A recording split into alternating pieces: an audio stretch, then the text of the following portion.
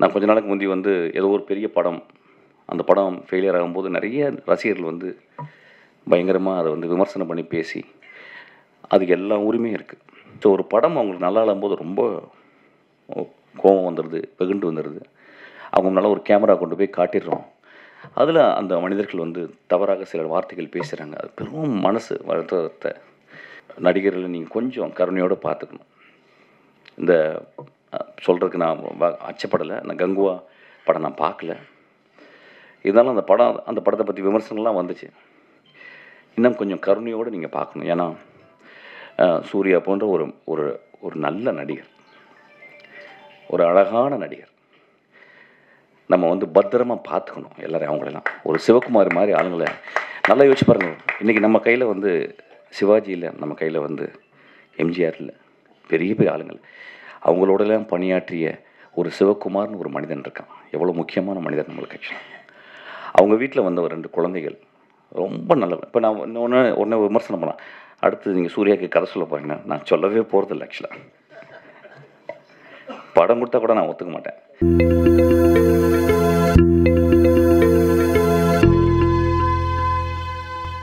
மிஷ்கின் ஐயா,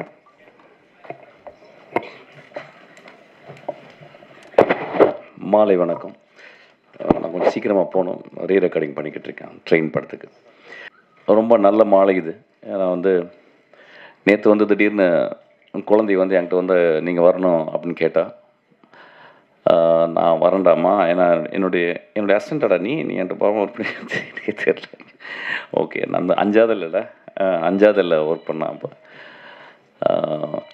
ரொம்ப சென்சிபிளானவன் சக்தி. அதுக்கப்புறம் சினிமா பயணத்துலேருந்து வெளியே போயிட்டு வந்து அப்புறம் சினிமாவிலே இருப்பான். பட் நிறைய வேலைகள்லாம் செய்வான். ஆக்சுவலாக அவன் வந்து ரொம்ப நாளைக்கு முந்தைய ஒரு கதை சொன்னான். இந்த கதை எனக்கு வேக தான் ஞாபகம். ஆனால் வந்து சார் இந்த கதை ஒரு நாயை பற்றி, நாய்களை பற்றி, அதுக்கு பின்னால் அதுக்கு முன்னால் இருக்க மனிதர்களை பற்றி அப்படின்னா கொஞ்சம் கதை சாத்துங்க ப்ளீஸ். அந்த போஸ்டரை பார்க்கும்போது அங்கே ஒரு 5-6 மனிதர்களும் இங்கே ஒரு 7-8 நிஜ மனிதர்களும் இருந்ததை பார்த்தேன். ஆக்சுவலாக அந்த நிஜ மனிதர்களுக்காக ஒரு கிளாப் பண்ணுவோம். ஏன்னா அந்த ஒரு மேடையில் போய் என்ன பேசுறது அப்படின்றது வந்து பெரிய குழப்பம். ஆக்சுவலாக அது எப்படி ஆரம்பிக்கணும்னு நினைத்தல. அப்போ பார்க்கும்போது நான் உத்து பார்க்கும்போது இந்த கண்கள்லையும் அந்த கண்கள்லையும் ஒரு டிஃப்ரென்ஸ் பார்த்தேன். அந்த கண்களில் ஒருத்தன் வந்து ஒரு ப்ரொடியூசர் பெரிய ஹீரோ ஆகணும் அப்படின்ற மாதிரி ஒரு கனவு இருக்குது. அங்கே ஒரு வில்லன் ஒருத்தர் இருக்கார், மலையாளத்துலேருந்து வில்லனாகவே வந்த மாதிரி இருக்கார். இந்த பாண்டியராஜன் படத்தில் நான் தான் வில்லனாக நடிக்க வேண்டியது. ஆக்சுவலாக அவர் நடிக்கிறாரு. அது மாதிரி நிறைய குழந்தைகள் நிறைய வந்து அவங்க கண்களில் வந்து ஏதோ ஒரு பரிதவிப்பும், ஏதோ ஒரு ஏதோ ஒன்று சம்திங் அப்படி ஒன்று இருக்குது. ஒரு நகரத்தை சார்ந்த, நாகரிகத்தை சார்ந்த நிறைய விஷயங்கள் அந்த கண்களில் இருக்குது. அந்த கண்களை பார்க்கும்போது 3 விஷயம் தான் அதில் தெரியுது. ரேஜ் பார்த்தேன், அதாவது ப்ரைமல் எமோஷன், கோபம் கூட கிடையாது, ரேஜ். It's called rage. நாய்களோட ரொம்ப பழகியிருக்கேன், நாய்களோடய வாழ்ந்திருக்கேன். இன்றைக்கி நாய் எல்லாமே இருக்கிறேன். நாய்கிட்ட இருந்து நிறைய கற்றுருக்கேன். நான் தனிமையில் சின்ன வயசில் நான் தனிமையில் இருக்கும்போது எனக்கு வந்து மணின்னு ஒரு நாய் எனக்கு ரொம்ப ரொம்ப ஆதர்சமானது. ஒரு வெள்ளை கலரில் பெருசாக இருக்கும், தலை பெருசாக. அந்த மாதிரி நான் இது வரைக்கும் நான் பார்த்ததே இல்லை. கிராமங்களில் மணி, எல்லா நாய்களும் மணியாக தான் கூப்பிடுவாங்க. சொல்லப்போனால் எங்களை வழக்கம், அது வீட்டு முன்னாலே இருக்கும். அது பியூட்டிஃபுல். அப்போ அது வந்து எங்களை ப்ரொடெக்ட் பண்ணுற ஒரு தெய்வமாக தான் இருக்கும். குழந்தைகளை பார்த்துக்கும், பாம்பு பூச்சி வராது, ஏதோ நாங்கள் உணவை பரிமாறிப்போம். ஒரு ஆதி தகப்பன் போல் எங்கள் கூட எப்பயுமே ஒரு நாய் இருந்துக்கிட்டே இருக்கும். நல்ல ஞாபகம், ஒரு 5 வருஷம் கழிச்சு ஒரு நாள் காணோம். நான் தேடினேன் போயிட்டு, எங்கம்மான்னு கேட்டால் எங்கள் பாட்டி சொன்னாங்க வந்து இல்லை, அதுக்கு வந்து மனநிலை பாதிச்சிருச்சு, அதை கொண்டு போய் கொல்ல போகிறாங்க அப்படின்ட்டு. நான் ரொம்ப ஓடினேன். எங்கள் ஊரில் ஒருத்தர் அதை கொல்றதுக்கே ஒருத்தர் இருந்தார். அது கொல்லலை, அது கிட்டத்தட்ட ஒரு கருணை கொலை தான். ஒரு சாக்கில் அதை வந்து பிடிச்சி உள்ளே போட்டு ஒரு கொடப்பாறையினால் அடித்து அதை கொன்னார். என்னால் மறக்கவே முடியல. நான் அதுலேருந்து பெட்டுங்களை நான் நான் பக்கத்தில் போனதே கிடையாது. நான் என் அசிஸ்டன்ஸ்லாம் கேட்பேன். என் அசிஸ்டன்ஸில் 2 பேர் ரொம்ப பெட்டோட. வெங்கட்னு ஒரு அசிஸ்டன்ட் இருக்கான், ரொம்ப அறிவானவன். அவன் வந்து 2 நாய்களை அவன் வீட்டில் அதுக்கு ஒரு பெரிய பெட்டு மாதிரி 2 பெட்டு கொடுத்து அதை பற்றி பேசுகிறது தான் அவனுக்கு வேலை. அவன் வாழ்நாள் ஃபுல்லாக அந்த அந்த நாய்களை பற்றியே பேசிகிட்டு இருக்கான். அந்த 2 நாய்களும் என்னையும் தான் அவனுக்கு ரொம்ப பிடிக்கும்னு நினைக்கிறேன் ஆக்சுவலாக.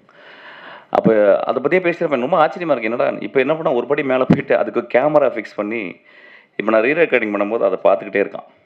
நான் ரீரெக்கார்டிங் பண்ணுறது கூட பார்க்கல ஆக்சுவலாக. அப்போ எனக்கு ஒரு யோசனை, ஏன் இந்த இந்த இந்த குழந்தைகள் வந்து இந்த நாய் மேலே இவ்வளவு. நான் வரும்போது படித்தேன், எங்கே அந்த டாக் அப்படின்ற வார்த்தை எங்கேருந்து வந்து அதுக்கு வந்து அதுக்கு எங்கேருந்து வந்துச்சுன்னு தெரியல. அந்த எட்டிமாலஜிக்கலாக டோர்க்கா அப்படின்றாங்க. அந்த டோர்க்கான்ற வார்த்தை எப்படி வந்துச்சுன்னே தெரியல லாட்டினில். நான் யோசிச்சிட்டே வந்தேன், ஒரு எப்படி வந்திருக்கும் ஆதி மனிதன். கடவுளால் படைக்கப்படாத மனிதர்கள் சில பேர் வந்து டார்வின் விதிப்படி மரங்களிலிருந்து கீழே இறங்கி சவானில் நடக்கும்போது அவன் எல்லா மிருகங்களையும் கொன்னுட்டு அதை திங்கணும் அல்லது தன்னை பாதுகாக்கணும்னு தான் இருந்திருப்பான். புலிசிங்கங்களை திங்க முடியாது, ஓநாய்களை திங்க முடியாது. ஓநாயினுடைய இனம்தான் அது. ஓநாயினுடைய வழித்தோன்றல் தான் நாய்கள். நம்ம எல்லாருக்குமே தெரியும், அதை பார்த்தவனே கேனைன் ஃபேமிலின்னு சொல்லுவாங்க ஆக்சுவலாக. அப்போ எப்படி அந்த மனிதன் வந்து அந்த காட்டை வந்து பயந்து பயந்து பயந்து ஒவ்வொரு அடியாக எடுத்து வைக்கும்போது பாம்பு இருக்கும், பூச்சி இருக்கும், உணவு தேடி போகணும், குழந்தைகளை பார்த்துக்கணும், தாய் தந்தையை பார்த்துக்கணும், இரவானா நெருப்புக்கு கட்டைகளை சேகரிக்கணும், நெருப்புக்கு கல்லை தேடணும். அப்படிங்கும்போது எப்படி ஒரு ஓநாய் எப்படி அது மனிதனை சார்ந்து வந்திருக்கும் அப்படின்றது வந்து எனக்கு ரொம்ப டிரான்சிஷன். அந்த டிரான்சிஷன் சொல்லுவாங்க இங்கிலீஷில். அதாவது நம்ம வந்து சினிமா மொழியில் அதிகமாக யூஸ் பண்ணுறது, ஒரு கதையில் ஒரு கதாநாயகன் ஒரு இடத்துல இருந்து மாறி வரான் அப்படின்றது. இப்போ பார்த்தீங்கன்னா one of the greatest transition பார்த்தேன். திடீர்னு கடவுள் தோன்றார், திடீர்னு பிள்ளையார் தோன்றார். எனக்கு இந்த மாதிரி ஒரு பிள்ளையார் நான் வாழ்க்கையில் பார்த்ததே இல்லை. நான் நிஜமாகவே முதல் தடவை நான் பிள்ளையாரை பார்த்தேங்க. நண்பர்களே, ஆதி கலைஞர்கள் ஐயா அவர்கள் நம்ம பார்க்கும்போது ரொம்ப நம்ம எதுவும் சும்மா சிரிச்சுட்டு பார்த்த மாதிரி இருப்போம். பிள்ளையார் இது வரைக்கும் பார்த்துருக்கோமான்னு தெரியல. பிள்ளையாருக்கு எப்படி ஒரு வடிவம் வந்ததுன்னு தெரியல. யாரோ எழுதுனாங்க, எப்படியோ எழுதப்பட்டிருக்கும். அது புனைவா அல்லது புனைவு இல்லையா அப்படின்றது தெரியாது. ஆனால் நெஜ பிள்ளையார் இன்னைக்கு நம்ம பார்த்தலாம். ஒரு துண்டை சுருட்டி, அதுதாங்க, அதுதான் பொயட்ரி, அதுதான் greatest art. I was astounded. அப்போ அந்த ஒரு ஓநாய் ஏதோ ஒரு வகையில், நிச்சயமாக ஓநாய் எப்பயுமே நான் பார்த்துருக்கேன். ஓநாய் வந்து நான் வெளிநாடுகளில் போகும்போது பார்த்துருக்கேன். அதுக்கப்புறம் நான் கிட்டத்தட்ட ஒரு 15-16 வருஷம், ஆமாம் ஒரு 18 வருஷம் மசனங்குடியில் போய்கிட்டே இருக்கும்போது நான் ரொம்ப பார்க்க ஆசைப்பட்டது. நான் வந்து விலங்குகளை போய் நான் காட்டுக்குள்ளே பார்க்குறதில்ல. எனக்கு என்னமோ எல்லாருமே இந்த சஃபாரின்னு சொல்லுவாங்க, but I don't believe that. ஏன்னா அது இருந்த இடத்துல நம்ம போயிட்டு அதை போய் ஒளிஞ்சு நின்று பார்க்குறது, ஜீப்பில் நின்று பார்க்குறது, லைட் அடித்து பார்க்குறதுன்றது எனக்கு நம்பிக்கை இல்லை. அதை எப்பயாவது வரும்போது என் நண்பர் வீட்டில் தங்கியிருக்கும் போது அந்த காட்டில் அப்படி வந்துட்டு போகும்போது நான் பார்ப்பேன். அப்போ இந்த 16-17 வருடங்களில் நான் பார்க்காத ஒரு யானைகள் பார்த்துருக்கேன், புலிகள் பார்த்துருக்கேன், எல்லாமே பார்த்துருக்கேன். நான் பார்க்காத ஒரே ஒரு வந்து சென்னாய் தான். அந்த சென்னாய் நான் ரொம்ப எக்ஸாட்டிக்கான ஒரு அனிமல். அது மனிதர்கள் கண்ணுக்கு அது தோணாது. அப்போ ஒரு நாள் நான் ஒரு இடத்துலேருந்து ஒரு இடத்துக்கு நான் ஒரு மத்தியானம் போகும்போது 2 நாய்கள், சென்னாய்கள். இப்போ நாயின்னு சொல்லும் போது இந்த சமூகம் வந்து அதை ஒரு கீழே தான் பார்க்குறாங்க. நான் அந்த தோணையில் பேசலை. அந்த 2 உருவங்கள் நம்ம கொடுத்த பேர் அது. பைரவர்கள் வேணால் சொல்லலாம், ஆதி பைரவர்கள் வேணால் சொல்லலாம். அவங்க 2 பேர் நடந்து போனதை பார்த்தேன். நான் பிரேக் போட்டுட்டேன், அது அப்படியே நடந்து போகுது. அந்த 2ம் அந்த காட்டுக்குள்ளே ஒரு பகுதியிலேருந்து இன்னொரு பகுதிக்கு போகும்போது நான் பார்த்தேன். அந்த மனிதன் போட்ட அந்த பாதையிலே அந்த அந்த அஸ்பால்ட், அந்த ரோட்டில் வந்து 2 பேர் நடந்து போகிறாங்க. அதேமாக அது வந்து காதலனும் காதலியாகவும் கணவனும் மனைவியாக தான் இருக்கும். என்னை பார்த்து அப்படி ஒரு அந்த வண்டியை பார்த்துட்டு, ஒரு அசிங்கமான அந்த ஜீப்பை பார்த்துட்டு அப்படியே திரும்பி போகிறாங்க. அந்த ஒரு செகண்ட் தான் நான் பார்த்தேன். அப்படி அந்த காட்டுக்குள்ளே நாய்களை பார்த்து, செந்நாய்களை பார்த்து பயப்படுற மிருகங்கள் என்னென்னா, எல்லா மிருகங்களும் பயப்படுமா. யானை முதற்கொண்டு பயப்படுமா. ஏன்னா ஒரு செந்நாய் எப்படி வேட்டையாடும் அப்படின்னா, ஒரு புலிய துரத்திட்டு வந்து நாலா பக்கம் எப்பயுமே செந்நாய் ஒரு 10-15 பேர் தான் வருவாங்க. அதாவது நீங்கள் ஆர்ட் ஆஃப் வாரை படிக்கணும்னா செந்நாய் படிக்கணும். அது எப்படி ஸ்ட்ராட்டஜின்னு. ஒரு 10-12 நாய் வந்து அது சுற்றின உடனே விரட்டி ஓடுமா. ஒரு கிட்டத்தட்ட ஒரு 10 கிலோமீட்டர் விரட்டுமா, பின்னாடி போயிட்டே இருக்குமா. கடைசியில் அந்த புலியோ சிறுத்தை ரொம்ப டயர்டாகி ஒரு மரத்தில் ஏறிடுமா. அந்த மரத்தில் ஏறினோடனே இது நடக்குமா. அது வந்து ஒரு 5 மணி நடந்துச்சுன்னா அந்த நாய்கள் அந்த மரத்தை கீழே அப்படியே 10 நாள் அப்படியே உட்காந்துருமா. ஒரு அந்த இரவு ஃபுல்லாக உட்காந்துருமா அந்த 10 நாய்களும். காலையில் ஒரு 6 மணிக்கு இன்னொரு 10 நாய்கள் வந்து இவங்களை ரிலீவ் பண்ணுவாங்களாம். இவங்க எந்திரிச்சு போவாங்களாம். அந்த 10 நாய் உட்காருமா. அன்னைக்கு இரவு ஃபுல்லாக உட்காந்துமா. மறுநாள் இரவில் அது அந்த சிறுத்தை மயங்கி கீழே வந்துடுமா. அதை உணவாக எடுத்துக்கொண்டு தன்னுடைய குழந்தைகளுக்கும் தான் தின்று மீதியை தன் தொண்டைக்குள் வைத்துக்கொண்டு தூரத்தில் இருக்கும் அந்த 10 கிலோமீட்டர் தூரத்தில் இருக்கிற அந்த மரப்பொந்துகளில் அல்லது மலை பொந்துகளில் ஒளிந்திருக்கும் அந்த மனைவி மக்களுக்கு, தாய் தந்தையருக்கு கொண்டு போய் கக்கி அதை வந்து கொடுக்குமா. ஏதோ ஒரு வகையில் நம்ம வந்து பிராணிகளை உத்து பார்க்கறத வந்து தவறிட்டோம், அல்லது மனிதர்களை உத்து பார்க்கறத தவறிட்டோம். இந்த கண்களை உத்து பார்த்தீங்கன்னா அந்த கண்களில் வந்து தி போஸ்ட் அனிமலிஸ்டிக்கான ரொம்ப தேவையான ஒரு வனத்தை பாதுகாக்கிற அந்த 3 பார்வைகள் இருக்கும். ஒன்று ரேஜ், அதுக்கப்புறம் புரியாத தன்மை. என்ன நடக்குது நம்மளை பற்றி, என்ன இங்கே அலங்குன்னு ஒரு படம் பண்ணுறாங்களா, நம்ம என்ன பண்ணுறோம். ஏன்னா எல்லாருமே நடிக்கலாம். ஏன்னா எல்லாருக்குமே வந்து சிவாஜி ஆகணும், கமல்ஹாசன் ஆகணும், அப்படி ஆகணும் ஆசை அப்படின்னா. ஆனால் அதை நடிக்க வைக்கும்போது அது என்ன பண்ணும் ஆக்சுவலாக வந்து அதுக்கு டேக்கெல்லாம் சொல்ல முடியாது. ஓகே டேக் இது நல்லா கொஞ்சம் வேறு மாதிரி பண்ணுங்கள் அப்படின்னு சொல்ல முடியாது. ஸோ நம்ம என்ன பண்ணணும், கேமரா கொண்டு போய் வச்சுட்டு வி ஹேவ் டு வெயிட். நான் ஒரு 2-3 தடவை நாய்களோட நான் ஒர்க் பண்ணியிருக்கேன். நீங்கள் டேக்கெல்லாம் சொல்ல முடியாது. அங்கே போய்ட்டு நீங்கள் மூட் அவுட்லாம் ஆக முடியாது, அது மூத்திரம் அடிச்சிடும். So you have to wait patiently, you have to. அப்புறம் அதுக்கு ஸ்கிரிப்ட் வேறு மாதிரி எழுதணும். இப்போ இங்கேருந்து அதை வரணும் அப்படின்னா டாக்டர் என்ன சொல்லி சார் இது வரணும் அப்படின்னா அவர் டாக்டர் என்ன இங்கே நிற்பார், அது வரும் ஏதோ சொன்னோன்னே. சில டைம் கோமாய் போடாமல் அப்படி கூட போயிடும் ஆக்சுவலாக. Then we have to wait. அப்புறம் then we have to wait. நான் ஒரு நாள்லாம் வெயிட் பண்ணியிருக்கேன். ஸோ ஒரு நடிகர்கள் முன்னால் நடிக்கவே தெரியாது அந்த ரேஜ், புரியாத தன்மை, அதுக்கப்புறம் 3வது பார்வையாக அங்கே ஊற்று பார்த்தீங்கன்னா ஒரு பெரும் கருணையை உள்ள பார்க்கலாம். நம்ம எல்லாம் சொல்கிறோம் கருணை வந்து மனிதருக்கு சொந்தமானது, கருணை விலங்குகளுக்கு சொந்தமானது. ஒரு 4 நாளைக்கு முந்தி என்னுடைய அசிஸ்டண்ட்டு நிவேதிதா ஒரு 10 வருஷத்துக்கு முந்தி, ஒரு 8 வருஷத்துக்கு முந்தி ஒரு கார் ஆக்சிடெண்ட்டில் முதுகில் அடிபட்டு 2 காலம் அவளால் வேகமாக நடக்க முடியாது. அவள் என் கூட தான் அசிஸ்டண்ட்டாக இருக்காள். அவள் வந்து சொன்னா என்கிட்ட, சார் நான் நேற்று வந்து நைட்டு எங்கள் வீட்டுக்கு கீழே வெளியே வந்து ஒரு தெருநாய் இருக்குது சார். நான் எப்போ பார்த்தேன்னா அது போன சாப்பாடு கொடுப்பேன். நான் வந்தோன்னே வாழாட்டம், என்னை பார்த்தோன்னு ரொம்ப பிடிக்கும், பக்கத்தில் ஒரு நான் தடவி கொடுப்பேன். என்னை படிக்கட்டில் வந்து விடுங்க சார்ங்க. மேலே 3வது படிக்கட்டு. அவள் ஒரு குச்சி வச்சுருப்பான் கையில், அதை வச்சு நடந்து போவோம் 3வது மாடி.